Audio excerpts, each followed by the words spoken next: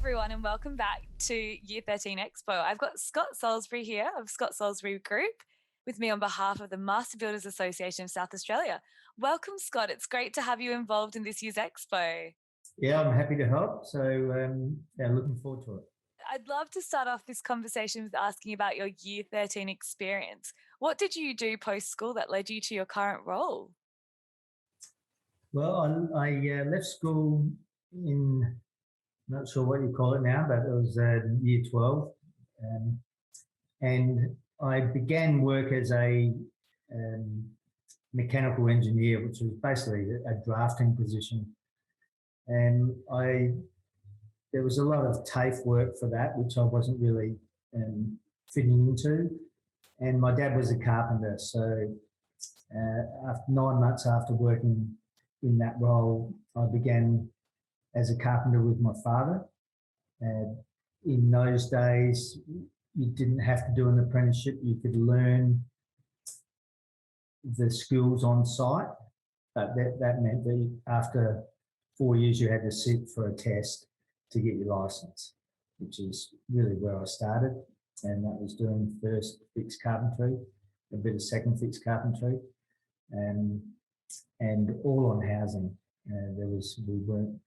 Never did any commercial work, but it was all on housing. And, that's really what led me into this position. And I began building decks for my friends and decks for other people, and put roofs on those decks, and then I put walls around them, and then I started closing in these decks, and they turned into additions, and then the natural course for me was to start building new homes. So that's really how it started. Fabulous. So from basically apprentice to owning a company and leading a company building and designing homes in an innovative sense. Perhaps that leads me to my next question. So you own your own business, Scott Salisbury Group. What do you guys do? What do you specialise in the industry? Well, we've really focused on really high quality work. And in my career, I've never been interested in building cheaply. And that's not, I don't mean that in a dollar sense. I mean that more as poor quality workmanship. So, and that's really what we're renowned for. And we're predominantly now a building company, building residential, which is just homes basically for people. But we also do a lot of development ourselves as well. So we'll buy land and build townhouses, or our latest venture is an apartment building with some townhouses on it. So it's quite diverse now. We do renovation work and luxury homes and sort of your normal mum and dad homes as well, and townhouses and affordable homes for the government. So we've spanned quite a variety, which is unusual in South Australia. Fabulous. And maybe for our audience today, could you explain the types of jobs that are involved at Scott Salisbury Group? So do you employ foremen, for example, apprentices? What do they look like if you work at Scott Salisbury Group? Okay, so we have probably around about 60 staff now. And that would start with salespeople that we use to begin with to manage our display homes and sell for us. Then we have designers, probably about 4 or 5 designers. We have admin people who manage the process for us and sending plans off for approvals and so forth. And then we'll have a designated people, project coordinators, we call them, who look after our clients through the process. And obviously, we have our site managers who, are on site all the time, making sure that, it's built properly. We have estimators who estimate the cost of the home for us, and also place work orders with trades and suppliers to get the products and people out to site. So there's quite a variety of jobs within the business, and obviously your normal day-to-day office things that you need to happen. And we have a PR person and a HR person, so human resources, and a public relations person, and to help with our marketing. And obviously, I guess with 60 staff, we need a HR person. So it's become quite diverse. From when I first started, it was just me, and to where it is now. So it's been quite enjoyable. Fabulous. It sounds like you can work in the building sector, whether that's in office or on site. There's quite a range of jobs out there. I think so. I think that's one of the best parts about it. And I would imagine 50% of our staff would be women, if not more. And so it's not what it used to be. We've changed that mentality. And I think also houses will always have to be built in the area, and so they can't be made overseas. So it's always a job for people. So I can't see any of that work being taken away. There are some things like design can be sent overseas, and accounting, and so we haven't really taken those steps at all. And we find it's a lot easier and better control over the quality by having it in-house. Fabulous. Now, I'd like to pair your mind back, or take your mind back, talking to our audience who might be thinking of getting into the industry on more of the practical sense, becoming an apprentice. What does the day in the life of an apprentice or young builder or carpenter look like? Well, it's an early start. They start at 7:30 in the morning and finish at 4, generally. And the apprentices will have to do 1 or 2 days a week at TAFE. And they are all self-employed. So the apprentices might be paid a wage, but the carpenters that look after them, or the carpenters on site, and our bricklayers and all our trades are self-employed. So they have to manage their own money and superannuation and things. And the apprentices now will also, they have to travel around because they go from house to house to house to house. So they might do one day at Modbury and then one day at Victor Harbour. So there's a fair bit of travel involved. So whilst you start at 6:30, you might have to start at 7:30, sorry. You might have to get up at 6:30 or 6 o'clock to get to the site.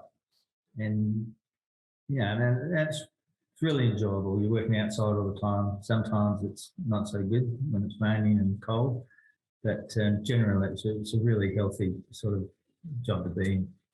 Love that. Well, I can see there's a kind of a distinct window of work. Then after that, you can do whatever you want. Right. After 4 p.m. When I was a carpenter, it was great. You'd finish at 4. I had plenty of time after work and plenty of time to get the football training or whatever you had to do, go fishing or go surfing. It was a really good lifestyle. Fabulous. I'm envious. I think I've got a bit of the office job. Yeah. Lack of tan. So I'd love to ask, what personal attributes do you think assist students to thrive in the building industry? What are you looking for in an apprentice? I think the first thing you look for is somebody that will make something happen. So you can't just sit around and wait. The carpenters and bricklayers and the people that will employ you and all the builders are self-employed. They're motivated to do things themselves, and they're looking for the same thing. So I quite often see apprentices on site who stand around and talk while they're waiting to be instructed. They need to be the best apprentice. You should consistently ask your boss, what can you do next? What can you do next? And you'll learn more because they'll give you more skilled tasks to do. and you may not be ready for it, but just to get you off their back, they'll offer you an opportunity to do something. So I think that's really what I'd be looking for. And obviously somebody that's keen to work outside, and some people aren't built for it. So yeah, we're getting a lot more female apprentices now, which is great. And quite often, I think in my experience, the females are much more proactive at asking, what can I do next? So, I think if you do get employed as an apprentice, make sure you pester your boss about it. That's good advice. So I think looking for someone with autonomy or being a self-starter. That's right. And, in saying that, then you're learning, they will teach you something. So, and that's what it's about. It's trying to get your skill level up as quickly as you possibly can, so that you can start out as a fully licensed carpenter or bricklayer, and you can start working for yourself, and and you might get paid the big bucks. Thanks for that information, Scott. I would love to know what advice you have for students thinking of starting in the building industry. Yeah, I think they really have to look within themselves and think about what they want and what suits them, and that they're happy to work outside, and they can put up with the elements of the weather, and that they have to put up with perhaps some boring, mundane tasks, and digging holes and sweeping up rubbish and things like that. Because that's, as apprentices, they start at the bottom of the barrel, so they're given all the jobs that nobody else wants, and which will last probably for the first year or so, and then you're quickly exposed to more exciting, more difficult tasks to do, and maybe once you're in year 2 or 3, there might be another apprentice below you that's sweeping up, so you can handle things to them. And I think they've just got to have a mindset that they're happy to work outside, they're happy to put up with hard work and hard labour, and to lift their skill level up to what it needs to be a licensed contractor. Then from there, the opportunities are enormous, in that with the building knowledge of a trade, that you can go into a company like ours and work in that company, maybe as an estimator or a designer. And you can work for Fairmont Homes and some of the larger commercial companies like Commercial and General or Sarah Constructions as well, or interstate companies. So there's a great opportunity. Fabulous. And it sounds like there's lots of different opportunities. Where can I, if I was an apprentice looking to get into the industry in South Australia, where could I go for support? Well, I think if you know somebody in the industry, which you should do, I think most people would know somebody in the building industry, they can start with them and just get a referral from them. And more often than not, it's through the MBA. So the Master Builders Association, and they have the programs. I think TAFE have separate programs, and it may be the same program, but you can go through TAFE, I think, if you don't want to go through the Master Builders. And you can approach builders, and they can sponsor you to go through that, or you can approach individual tradesmen who might do the same. So a lot of trades start because their uncle's a carpenter, and so their uncle takes them on and things like that. So nice. They've got to think about who they know, and otherwise I think you can certainly go straight to the MBA and start an apprenticeship. Then you'll have to wait to be placed with a contractor. Good advice. I think there's lots of opportunities for students to reach out. So they can reach out to the Master Builders Association, and they are housed on year 13. So you can reach out that way, go to someone you know in the building industry, or approach a vet provider in the That's building right. industry. Yeah. Okay. Lots of points of contact. Yeah, and if it's a builder, I've had letters from people wanting that to happen, and whilst I might not take too much notice of the first letter, I'll certainly take notice of the second one, because I think if they're keen enough to write to me, I've never heard of them, then I'm pretty interested in their attitude. So nice. So reach out, use the network you have. Yeah, and keep pestering. Be persistent. Yeah. Good advice there, Scott. Love that. I'd love to understand from you, what does the building industry look like right now in Australia? You mentioned there's always a need, and sounds like it's booming.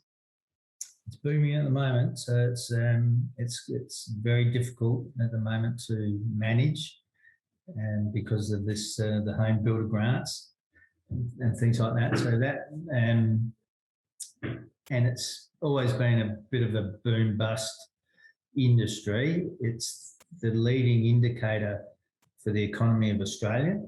So when the building industry starts to boom, the economy follows that, and when it starts to die off, the economy follows it. So it's a quite an obvious measure for the government. And there's opportunity there for people that are skilled and have the talent to take advantage of those boom times. And if you're skilled and have the talent, then you won't suffer in the downturns. So you'll always have a job. The industry doesn't really crashes or anything. It meanders a bit up and down. And in South Australia, we might build 10 or 12,000 homes in a year, that in a boom year, and in a bad year we might only build 8,000. So it doesn't taper off, it doesn't collapse. Yeah. So because we're in a boom at the moment, and just walking down my street, every second house has got renovations happening. Yeah. Does that mean it's a good time to be an apprentice in that sector? It's a good time. Definitely people will be looking for apprentices and looking for people that can do the work. We'll be running short of tradesmen in the next 6 months. So that's the position Australia's in, not just South Australia. So, it's an indication that, there are jobs there, and there will always be jobs there. And it's a good opportunity. It's good solid work. It pays very well. And because you're working for yourself as a tradesman, then you do get quite a few advantages that you perhaps don't get when you're on a wage. You get some tax relief, but you do have to also look after your own superannuation. So that's something that they should be taught, that they have to have superannuation. So you have to put that away yourself. So, but I think our average wage for tradies at the moment would be just over $100,000 a year. Some decent money to be earned in the industry. Pretty good. Definitely. Wow. Okay. Well, thank you so much for sharing all your insights to our students today, Scott. I'd love to ask you one question. This is a very year 13 question. We ask lots of our interview guests, if there was a sliding doors moment and money was no object, what do you think you'd be doing instead of what you're doing right now? Or you might just very well be doing the same thing. I guess I'd say I'd be doing what I'm doing now. I was sort of always a hands-on kid, and I've always looked at doing things a bit differently. And so I always explain to my staff, well, a cup works good when it's upright, but does it work just as good the other way around? Well, the answer is no, but until you try it, you will never know. Yeah, innovation. I think the building industry, in terms of sustainability and being future focused, definitely has such room for thinking outside the box. Yeah. And I guess the one most important thing that I've learned in my time has been that you have to really focus on the numbers. You work for yourself now as a tradesman, and you're quoting jobs for people. You really need to make sure that the numbers work out at the end of the job and measure that all the way through. So, I quite often see people that just ignore that, and that they fail. There many builders go bankrupt because of that. They don't measure what they've been doing. Yeah. And so I think it's really important. So you really want to make sure you're good at maths. Because it matters. It's Yes. important.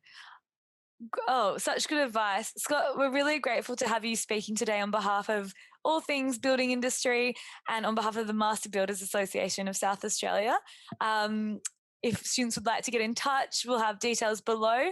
But again, thanks for joining us at the Expo. It's a pleasure. And all the best to all your people watching.